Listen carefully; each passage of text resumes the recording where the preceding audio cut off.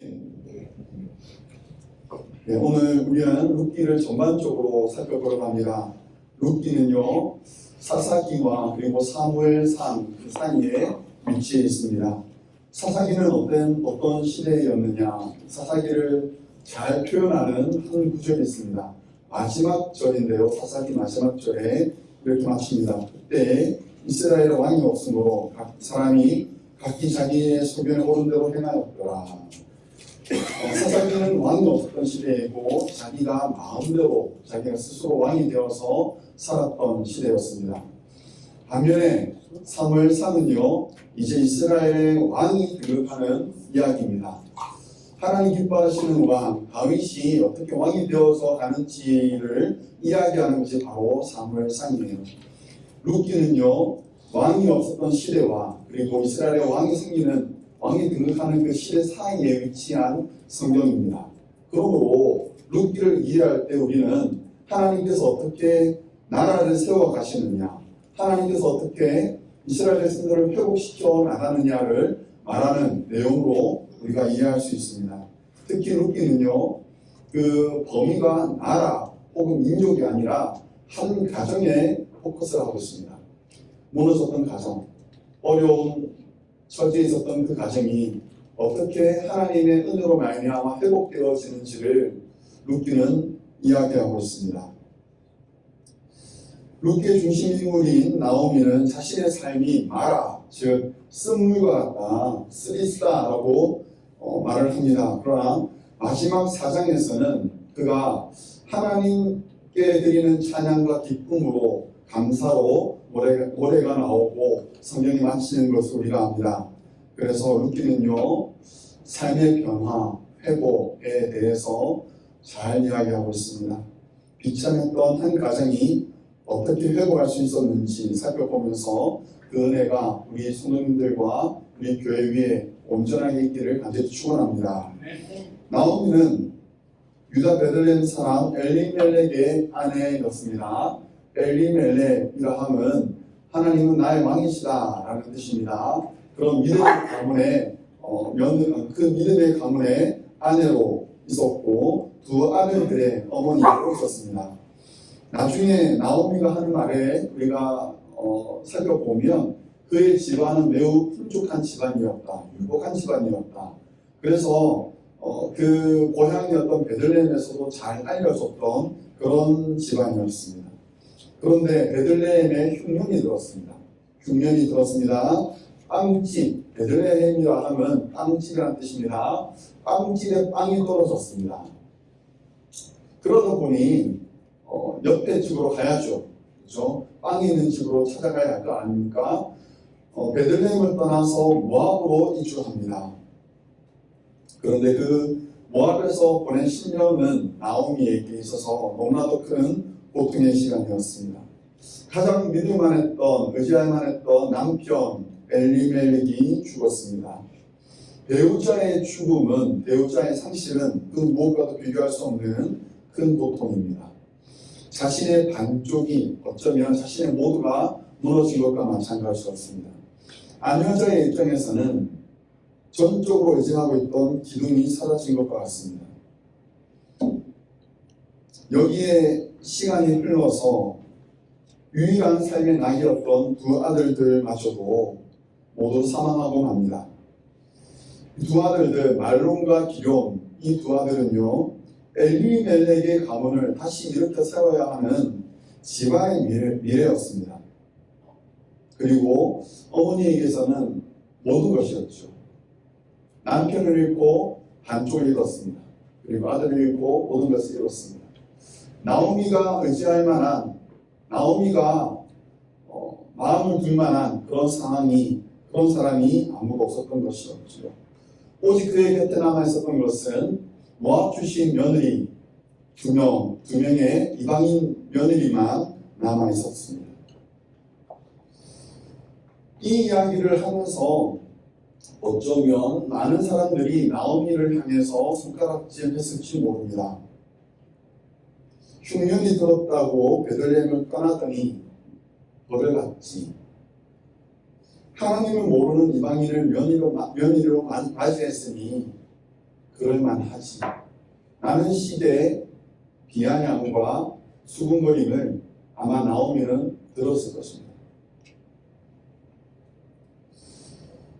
그런데 여러분, 아브라함도 흉년 때에는 가나안을 떠났습니다. 그리고 애굽으로 내려갔습니다. 애굽에서 삶을 영위했습니다. 이삭도 마찬가지였지요. 흉년이 들자 블레셋으로 들어갔습니다. 그러므로 나오미가 흉년이 들었다 하여서 베들레헴을 떠난 것이 잘못이라고 얘기할 수는 없다는 거예요. 뿐만 아니라 이방 여인을 며느리로 맞아들였다라는 것이 책망할 수 없는 것은 여러분 나오미가 믿음의 본을 잘 보여주었습니다. 그래서 이방 여인이었던 모압 여인인 며느리 룻이 나중에는 어머니의 하나님이 나의 하나님이 되십니다 라고 고백하며 그렇게 신앙의 자리에 서 있기를 결단했었습니다. 이런 것을 보면 나오미가 이방인 며느리를 맞이한 것이 잘못되었다라고 얘기할 수가 없는 거예요. 모릅니다. 왜 나오미에게 이런 고난과 시련이 닥쳤는지 우리는 모릅니다. 우리는 알 수 없습니다. 그러므로 지금의 고난의 책임을 사랑하는 성도 여러분, 자신에게서 찾으려고 노력하지 마십시오. 내가 이거 잘못했으니 이런 벌을 받았지. 내가 이런 실수를 했으니까 이런 고난을 당하지. 라면서 자기 자신을 책망하는, 질책하는 그런 손가락질에서 이제 그 손가락을 치워야 되겠죠. 여러분, 모든 고난은요, 하나님의 뜻 가운데 이루어집니다. 그리고 그 고난을 통해서 하나님께서 스스로 영광을 받으실 것입니다. 이 고난을 통해서 하나님은 영광 받으실 겁니다. 이처럼 예수 믿는 사람도 기가 막힌 수렁에 빠질 수 있습니다. 사방이 막힌 것 같은 깜깜한 사망의 골짜기를 지나가기도 합니다. 그런데 사랑하는 성도 여러분, 하나님은 자기의 사랑하는 성도를 그 자리에 그냥 버려두지 않으십니다. 하나님은 그 성도를 품어주십니다. 결국에는 회복시켜 주십니다. 온전케 하십니다. 하나님의 계획 가운데 진행되고 있다는 사실을 우리가 잊지 말아야 합니다. 그걸 모르면 하나님의 뜻대로 진행되고 있습니다라는 사실을 우리가 잊어버린다면 불안하죠.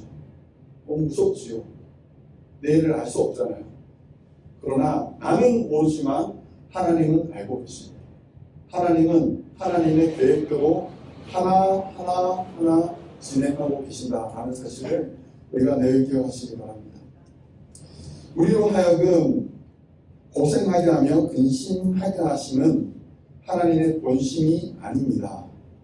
예레미야가 이렇게 말합니다. 예레미야 29장 11절 말씀입니다. 여호와의 말씀이니라 너희를 향한 나의 생각을 내가 아니 평안이요 재앙이 아닙니다. 너희에게 미래와 희망을 주는 것입니다. 여러분, 하나님께서 우리에게 두신 뜻은요, 고난당하고 핍박당하고 어려움을 겪고 비참하게 살아가고 구질구질한 그 일상을 살아가게 하는 것이 아니라는 거예요. 하나님의 뜻은요, 우리 성도들 삶 가운데 평안을 주시는 거예요. 나는 알지 못하지만 하나님께서 만들어 두신 그 미래를 바라보면서 믿음의 삶을 살아가도록 하게 하는 것이 바로 하나님의 뜻이다라고 예레미야가 얘기하는 것입니다. 사랑하는 성도 여러분, 우리의 삶의 주인공은 내가 아닙니다. 아멘 안 하시는데도 자꾸 버티십니다. 이게 주도권에 대한 이야기예요. 주도권. 나의 삶의 주인은 내가 아닙니다. 주인공은 내가 아닙니다. 감독은 내가 아닙니다. 다만 하나님께서 나를 주연으로 사용하시는 거지, 내 인생의 드라마의 주인공, 내 인생의 드라마의 각본과 모든 것을 디렉팅하시는 분은 하나님이세요. 비록 내가 그 상황을 이해하지 못하지만 나를 사랑하시고 나를 끝까지 책임지시는 우리 하나님께서 결국에는 온전케 하실 것이다 라는 사실을 우리가 믿어야 합니다. 사도 바울이 단호하게 선언합니다. 이렇게 말합니다. 고린도후서 4장 말씀인데 같이 한번 읽어보겠습니다. 우리가 사람으로 오르삼을 당하여도 쌓이지 아니하며 답답한 일을 당하여도 낙심하지 아니하며 박해를 받아도 버림받지 아니하며 거꾸로 끌림을 당하여도 망하지 아니하며 15절 이는 모든 것이 너희를 위함이니 많은 사람의 감사로 말미암아 은혜가 더하여 멈춰서 하나님께 영광을 돌리게 하려 함이라. 아멘. 우리는 망할 수가 없는 사람이에요. 우리는 주저앉아 있을 사람들이 아닙니다. 하나님께서 우리를 이렇게 세우십니다. 그리고 엄중케 하십니다. 지금의 고난을 통해서 하나님은 영광을 받으실 것입니다. 앞서 말씀드린 바와 같이 룻기에 나오는 나오미는 스리슨 인생의 깊은 수렁에 빠져 있었습니다만 그의 나중은 우리의 가정을 살피시는 하나님의 은혜로 그리고 하나님에는 찬양과 감사로 노래하는 것을 우리가 알고 있습니다. 어떻게 이런 일들이 가능했을까? 나오미의 곁에는 여러분 그를 이렇게 세워주는 믿음의 사람들이 있었습니다. 하나님은 사람을 통해서 사람을 회복시키십니다. 옆에 분을 바라보시면서 이렇게 얘기할까요? 내가 당신을 이렇게 세우겠습니다. 옆에 분을 보고 말씀하십니다. 내가 당신을 이렇게 세우겠습니다. 하나님은 사람을 통해서 사람을 회복시키십니다. 사람 통해서 우리는 상처를 많이 받죠. 그렇죠?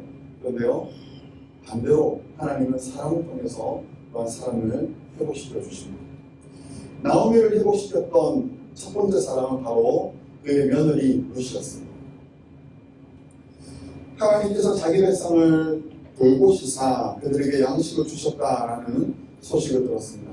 먼저 번에 베들레헴에 흉년이 들었다, 빵집에 빵이 떨어졌다고 말씀드렸는데 아니요, 이제는 하나님께서 그의 백성들을 돌아보셨습니다. 그래서 베들레헴에 빵집에 빵이 풍성하게 되었던 것이요. 이 소식을 듣고 나오미는 모압을 떠나기로 결심합니다.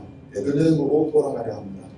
그런데 두 모압 며느리 오르바와 룻을 데리고 베들레헴으로 돌아가기가 영 마음이 쓰인 것이요. 괴로웠습니다. 그래서 두 며느리를 앉혀놓고 말하기를 너희는 이제 너희들 친정으로 모압 어머니 친정으로 돌아가라 하고 권면합니다. 아직 젊으니까 너희들은 젊으니까 제가 할 수 있지 않느냐. 그리고 너희들이 자녀를 보고 가정을 꾸려가라 하고 시어머니가 며느리에게 그렇게 권면합니다. 그 말이 참 가슴 아팠죠. 이 상황을 왜 모르겠습니까? 이 스미슨 상황을 두 며느리가 왜 모르겠습니까? 어머니를 껴안고 시어머니 나오미를 껴안고 두 며느리가 너무 웁니다. 너무 울고 가슴 아파합니다. 결국 오르바는요 어머니에게 입을 맞추고 인사하고 돌아갔습니다.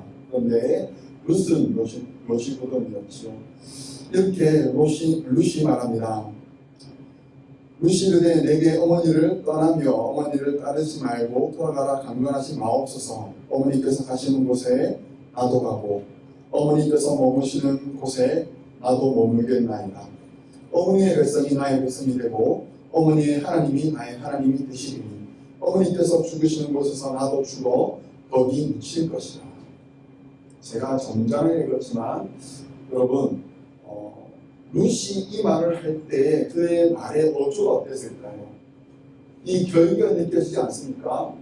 내가 어머니로부터 결코 떨어지지 않겠습니다 라는 이 결기, 아마 엉엉 울면서 어머니 나오미를 붙잡고 막 울부짖으면서 이런 말을 하지 않았겠습니까? 어떻게 보면 이렇게까지 비장하나 싶은 생각도 들어요. 그런데 그만큼 룻의 결단은 강했던 겁니다. 뜻은 분명했습니다. 내가 어머니를 떠나지 않겠다는 거예요. 죽음 외에는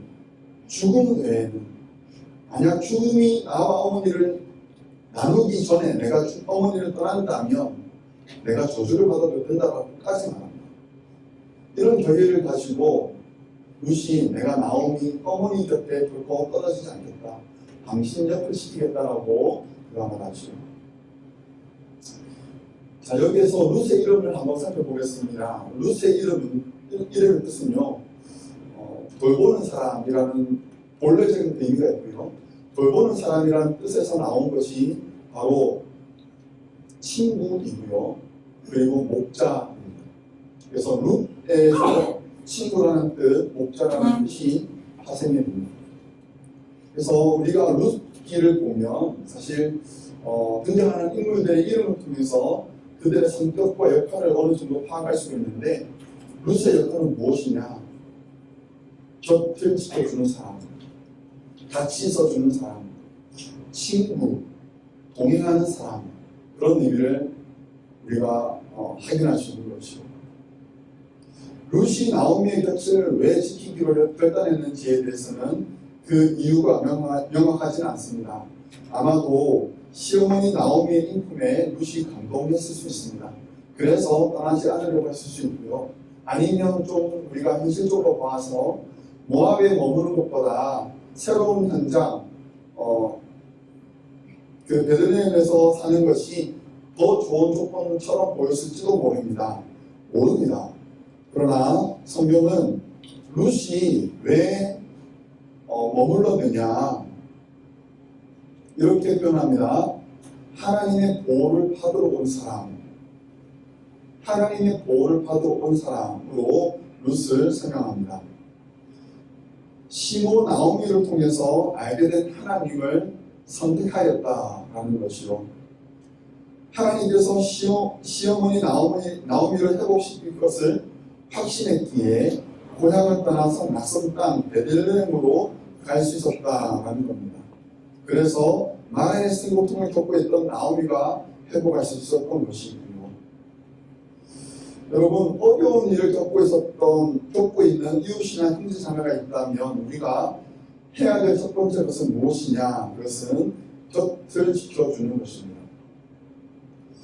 성경에 고난을 많이 당했던 한 사람이 있죠. 동방의 의인 욥이 있습니다. 욥이 그 막대한 재산을 한순간 잃어버렸습니다. 하루 만에 그의 사랑하는 7 아들들과 3명의 딸들을 다 잃어버렸습니다.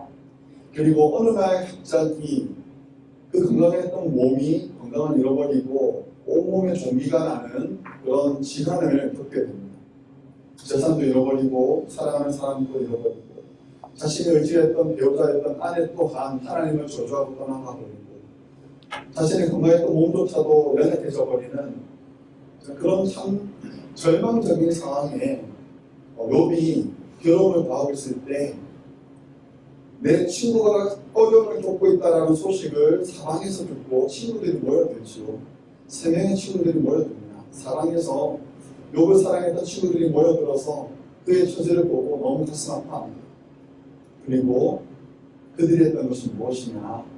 그냥 아무 말 하지 않고 7일 동안 그 곁을 지켜주는 것이었습니다. 아무 말 하지 않고, 물론 말도 안 나왔겠죠. 사람의 말을 어떻게 위로할 수 있겠습니까? 그러니 아무 말 하지 않았던 거예요. 아무 말 하지 않고 가만히 그 곁을 지켜주었던 거예요. 함석헌 선생의 그대 그런 사람을 가졌는가라는 시가 있습니다.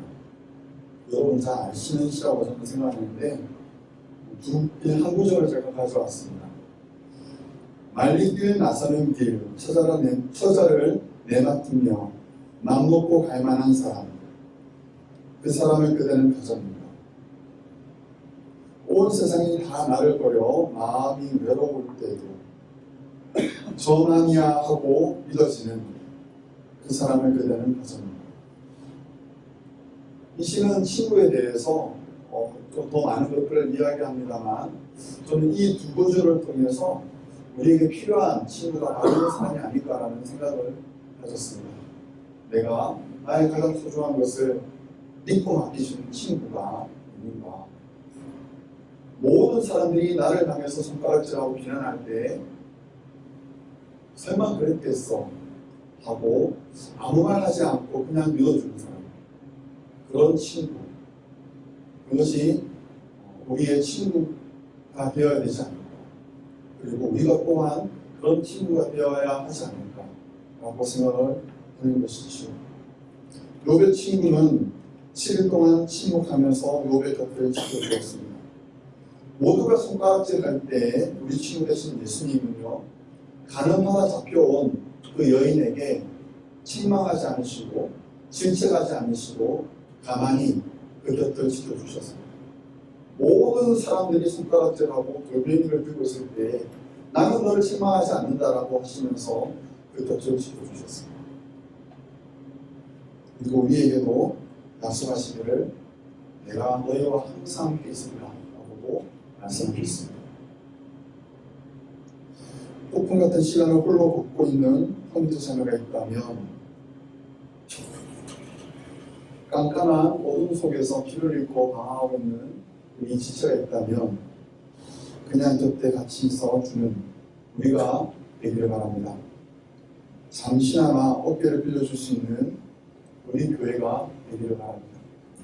우리 교회를 통해서 길을 잃은 사람, 어려움을 겪고 있는 성도들이 힘을 얻고 회복할 수 있는 그런 토대가 되기를 간절히 축원합니다. 두 번째로 절망에 빠져있던, 그리고 베들레헴으로 돌아왔던 나오미가 만났던 두 번째 사람이 있습니다. 그 사람 이름은 보아스입니다. 보아스는 엘리멜렉의 친족이었습니다. 그리고 그는 부자였습니다. 그 이름의 뜻도 강한 사람이라는 뜻입니다. 강한 사람. 실제로 보아스는 베들레헴 주변에 많은 땅을 소유하고 있었습니다. 며느리 룻이 베들레헴으로 돌아와서 무엇이라도 해볼 요량으로 찾아간 곳이 있었습니다. 밭이었습니다.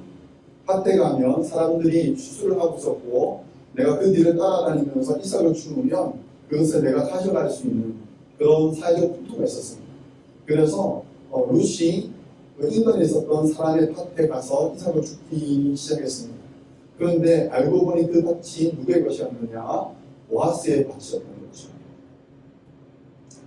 룻은 아침부터 그 일을 마칠 때까지 허리를 숙여서 이삭 줍는 것을 부지런히 했습니다. 잠시 쉬는 것 외에는 그는 쉬지 않고 계속 일을 했습니다. 이것을 이렇게 열심히 일하는 것을 보아스가 우연히 보았습니다. 룻이 나오미를 따라왔던 모압 여인인 줄 알고 그 여인을 긍휼히 여기는 마음을 갖게 됩니다. 그리고 다른 사람의 밭으로 가지 말고 자기 종족과 함께 있으면서 그들을 따라다니라, 그들을 따라다니면서 이삭을 주우라 라고 당부를 합니다. 밥 먹을 시간이 되었습니다. 홀로 앉아있는 룻을 불러서 자신의 음식을 나누어 주면서 자신이 먹던 떡과 볶은 곡식을 나누어 주고 배불리 먹었습니다. 그리고는 나중에 나지막히 낫을 들고 추수하던 그 일꾼들에게 말하기를 너희는 앞서가면서 그 너희들이 거두었던 그 곡식판에서 그 이삭을 뜯어서 뒤로 좀 흘려주어라 라고도 당부를 합니다. 과하죠. 과하게 챙겨줍니다. 알뜰 살뜰히 챙겨줍니다. 이렇게까지 할 필요가 있나 라는 생각이 들기도 합니다만, 우리가 룻기의 이야기를 다 알고 있는 상황에서 보아스가 하는 말을 우리가 생각해 본다면 아마도 보아스가 룻을 흥미를 여겼든지 아니면 사랑하는 마음을 가졌든지 하는 것을 우리가 추정할 수가 있습니다. 이 정도 단계로 우리가 썸을 탄다라고 얘기하죠. 썸을 타고 있는 거죠. 챙겨주는 마음, 사랑하는 마음을 가지고 룻을 이렇게 돌보는 것을 우리가 알게 됩니다. 분명 우리가 보았을 때 보아스의 배려, 이러한 상황은요 일반적이지 않습니다. 이스라엘 공동체는 이웃을 돌보고 이웃을 이렇게 챙겨줘야 할 것을 명시합니다. 레위기가 이렇게 말합니다. 레위기 19장에서 말씀은, 율법은 이렇게 요구합니다. 너희가 너희의 땅에서 곡식을 거둘 때 너는 반 모퉁이까지 다 거두지 말고 내 떨어진 이삭도 줍지 말며 내 포도원의 열매를 다 따지 말며 내 포도원에 떨어진 열매도 줍지 말고 가난한 사람과 거류민을 위하여 버렸다. 나는 너희의 하나님 여호와니라. 여기 보면 내 모퉁이에 그것들을 다 추수하지 말라, 남겨두어라 라고 얘기하고, 곡식이 떨어졌을 때, 이삭이 떨어졌을 때 그것을 주지 말고 싹쓸이 하지 말고 그냥 모르면 모른 척 하고 넘어가라 하고 이야기합니다. 그러면 가난한 사람들이 그 밭에 와서 이삭을 주워 갈 수 있도록 그들도 먹고 살 수 있도록 배려를 해주어라 라고 얘기합니다. 그런데 이 말씀의 근거에서 보아스가 하는 행동을 보면 율법이 요구한 것보다 더 많은 것을 베풀어 주는 것이죠. 왜 그랬을까요? 의무를 다하려고 한 것일까요? 아니라는 것이죠. 의무보다 사랑을 한 거예요. 의무를 지키기보다 사랑을 베푼 것이죠.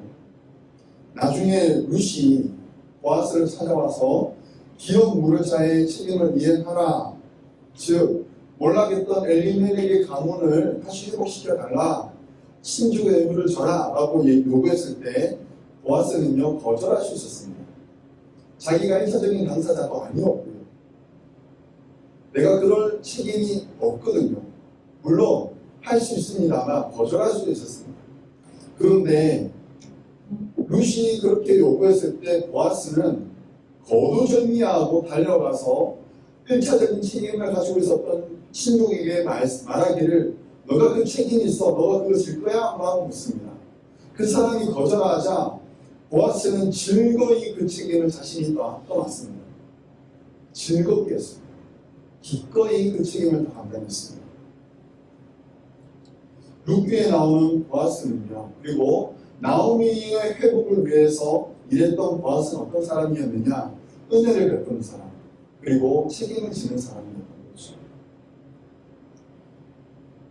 보아스가 있었기에 나중에 룻은 아들을 낳게 되고 오벳을 낳게 되고 오벳을 통해서 다윗의 계가 이어지게 되는 것을 우리가 알게 됩니다. 사랑하는 성도 여러분, 의무만 지는 사람을 통해서 역사는 일어나지 않습니다.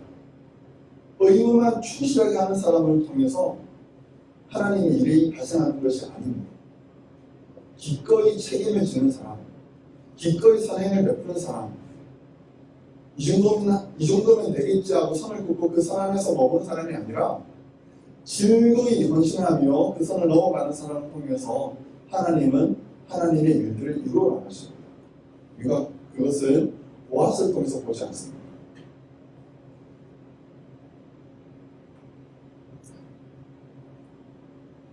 안전지대에서 벗어나시길 간절히 바랍니다. 이거면 되겠지 않은 그 만족에서 벗어나시기 바랍니다. 그보다 더 이것은 의무가 아닙니다. 사랑해야 할 수 있습니다. 내가 사랑해야 할 수 있습니다. 그런 마음을 가지고 교회를 섬기시고 그런 마음을 가지고 우리 주변에 있는 우리 형제자매들, 우리 성도들을 돌아보시면서 그들에게 긍휼을 베풀고 사랑을 베풀 수 있는, 그래서 하나님의 일들을 이루어나가는 회복을 위해 쓰임받는 우리 교회와 성도님들 되시기를 간절히 축원합니다. 마지막으로 우리가 보아야 할 분이 있습니다. 바로 나오미의 회복을 위해서 일하신 분, 보이지는 않지만 모든 것을 주관하고 계시는 설계자, 전능자죠. 하나님이 계셨습니다. 하나님은 룻기에서 전면에 등장하지 않습니다. 그럼에도 곳곳에서 하나님의 흔적을 발견할 수가 있습니다. 대표적인 예가 룻기 2장인데요. 2장 3절에서 성경이 이렇게 말합니다. 우연히 엘리멜렉의 친족 보아스에게 속한 밭에 이르렀더라 라고 말을 하고, 그 다음 절 4절에서 이렇게 말합니다. 마침 보아스가 베들레헴에서부터 와서 라고 말합니다. 자, 이 순간이 어떤 순간이냐면 베들레헴의 보아스 밭에서 룻과 보아스가 우연히 마침 만나게 되는 장면이에요. 성경은 우연히라고 말하고 마침이라고 말하지만 이게 진짜 우연이었고 마침이었을까요? 표현은 그렇게 했지만 그렇지 않다라고 생각합니다. 저는 그렇게 믿습니다. 제가 여러분들을 만나는 것이 우연히 만나게 된 것일까요? 여러분들이 저를 우연히 만났습니까? 마침 어쩌다 보니 저를 만났습니까? 그렇게 얘기할 수 있습니다. 그렇게 얘기할 수 있습니다. 그렇지만 우리는 믿음을 가지고 있는 성도는요, 그렇게 얘기하지 않습니다. 하나님의 섭리로 말미암아 우리가 서로 만나게 되었다. 하나님의 섭리로 말미암아 이 일들이 이루어졌습니다. 하고 말합니다. 그것이 바로 하나님을 믿는 사람들이 하나님의 인도하심을 고백하는 믿음의 고백인 거죠. 삶의 현장 뒤에서 보이지 않는 손으로 일하고 계시는 하나님의 작품이 바로 저와 여러분 아니겠습니까? 성도에게는요, 의연이나 재수는 없습니다. 모든 것은 하나님의 은혜이고 섭리입니다. 여러분, 운과 재수는요, 총량이 있습니다. 총량이 있습니다. 이만큼의 운이 있는데 다 쓰면 운이 떨어지는 거 아닙니까? 그런데 여러분, 하나님의 은혜는 그침이 없습니다. 하나님의 은혜는 다함이 없습니다. 운을 믿으며 사시겠습니까? 하나님의 은혜를 믿으며 사시겠습니까? 그러면 여러분, 재수라는 말은 버려야죠. 그렇죠? 하나님의 은혜입니다라고 고백하셔야죠. 하나님의 은혜입니다라고 고백하는 것은 무엇을 인정하는 것이냐면 하나님께서 지금 살아계셔서 내 삶 가운데 일하고 계십니다라는 것을 고백하는 거예요. 이 미천한 인생을 하나님께서 잊지 않으시고 하나님께서 나를 사랑하시어서 천지를 지으시는 그 손길로 나의 이 미약한 인생을 어루만지고 계신다라는 것을 고백하는 거죠. 보아스가 룻에게 말합니다. 이렇게 말하는데 이스라엘 하나님 여호와께서 그의 날개 아래 보호를 받으러 온 내게 온전한 상 주시기를 원하노라 라고 말합니다. 여러분, 이 말이 물론 보아스가 믿음이 충만한 사람이기에 할 수 있는 말이지만 보아스의 말이에요.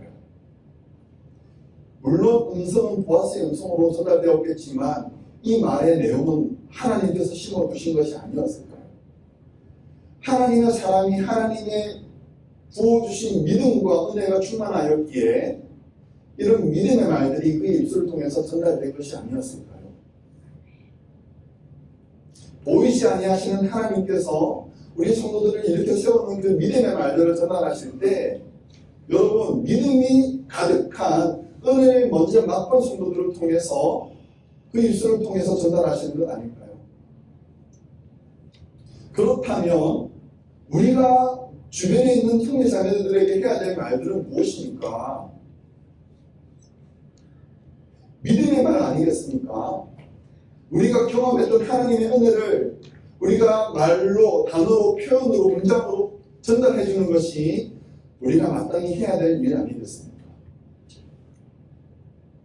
수군거리면 피해야 됩니다. 수군거리, 뒤에서 말하는 것, 이것은 우리가 하지 말아야 될 것입니다. 우리가 해야 될 말은 무엇이냐? 우리가 받은 은혜로 고백하는 것. 우리가 우리의 마음을 감동시켰던 하나님의 말씀을 믿음으로 선언하는 것이 바로 보이지 아니하시는 하나님께서 우리를 통해서 일하시는 방법 아니겠습니까? 그래서 성도는 믿음의 말을 해야 합니다. 우리를 통해서 하나님께서 말씀하시게 해야 합니다. 하나님의 말씀이 고난을 당하고 있는 이들, 외롭고 힘겨운 시간을 보내고 있는 이들에게 선포되어야 합니다. 이번 주에 들었던 찬양인데요. 그 찬양의 가사가 오늘 말씀과 너무 잘 맞아서 가져왔습니다. 먼저는 제가 불러드릴게요. 불러드리고 같이 불렀으면 좋겠는데 여러분들께서 가사를 집중하시고 한번 음미하시면 좋겠습니다.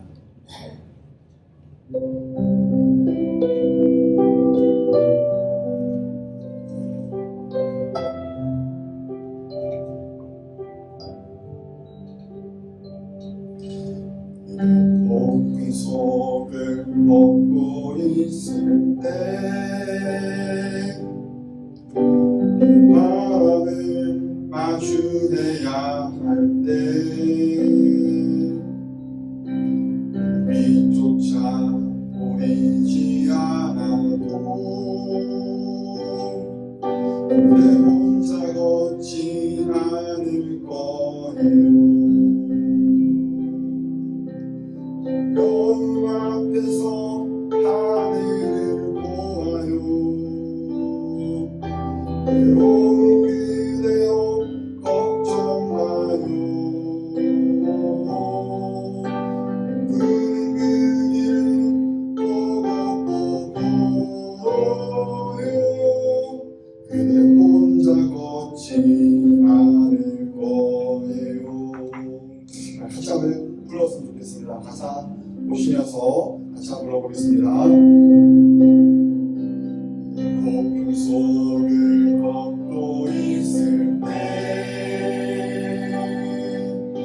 이 바람을 줄여야 할 때 빛조차 보이지 않아도 내 혼자 걷지 않을 거예요. 두려움 앞에서 하늘을 보아요. 외로운 그대여 걱정 마요. 그는 그 길을 보고 가요. 그대 혼자 걷지 않을 거예요. 말씀을 제가 저녁에 준비하다 보니까 감성 충만해집니다. 근데요, 풍속 같은 그런 상황을 맞이한 성도들이 있거든요. 깜깜한 어둠 속에서 방향을 몰라서 혼자 남아있는 것 같은 어려움을 겪고 있는 성도들이 있어요. 혼자라고 느끼고 너무 외로울 때요, 기억해야 될 것이 있습니다. 혼자가 아니랍니다. 네. 혼자가 아니랍니다. 우리 교회가 여러분들 곁에 있도록 하겠습니다. 우리 교회가 여러분들의 친구가 되겠습니다. 여러분 곁을 지키겠습니다. 그리고 믿음의 말로 여러분들을 세우겠습니다. 그리고 하나님께서 여러분을 포기하지 않습니다. 그 방법이 교회를 통해서 이루어진다는 저는 믿습니다. 우리 덴버 삼위의 교회가 여러분들을 세우는, 여러분들의 가정을 세우는, 여러분들을 온전케 하는 그런 복의 통로로 쓰임받기를 간절히 원하고, 그래서 여러분들이 온전하게 되기를 합니다. 하나님의 귀한 일꾼으로 하나님의 영광을 위해서 쓰임받는 여러분들의 삶과 여러분들의 가정과 우리 교회가 되기를 주의 이름으로 간절히 축원합니다.